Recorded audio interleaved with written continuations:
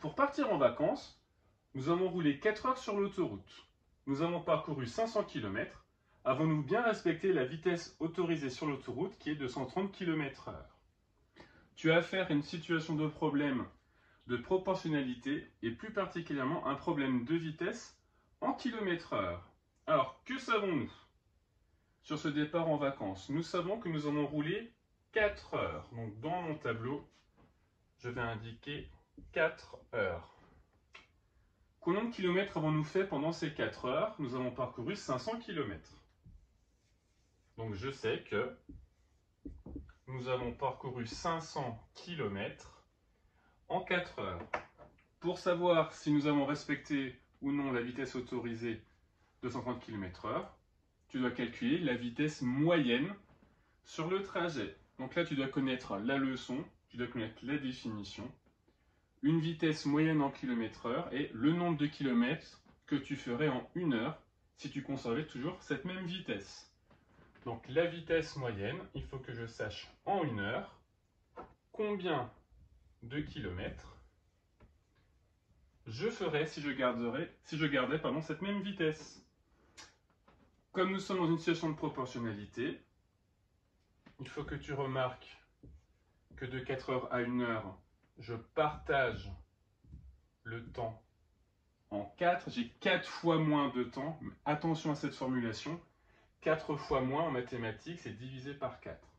Donc, comme nous sommes dans une situation de proportionnalité, si je partage le temps en 4, je vais également je vais diviser le nombre de kilomètres par 4.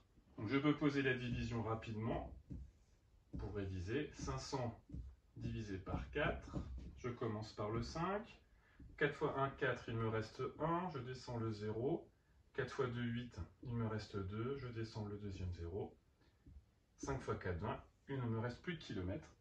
Donc la bonne réponse est 125 km en 1 heure. Donc ma vitesse moyenne serait est même de 125 km par heure. Alors, avons-nous bien respecté la vitesse autorisée? Tu vas être tenté de dire oui, mais en fait, ce n'est pas sûr. Pourquoi? Et là, c'est l'objectif de la vidéo, c'est important. Écoute bien. 130 km/h, c'est la vitesse du radar. C'est la vitesse que le radar, ou que les gendarmes à la jumelle, ou jumelles, vont mesurer à un instant donné. Toi, ce que tu as calculé, c'est une vitesse moyenne. La vitesse moyenne, c'est une vitesse imaginaire que tu aurais gardée pendant 4 heures. Sur l'autoroute, c'est impossible de garder la même vitesse. Tu dois freiner s'il y a un camion, tu dois accélérer pour doubler, tu peux faire une pause. Donc 125 km/h, ce n'est pas le compteur qui indique 125 km/h pendant 4 heures. C'est une moyenne, c'est imaginaire.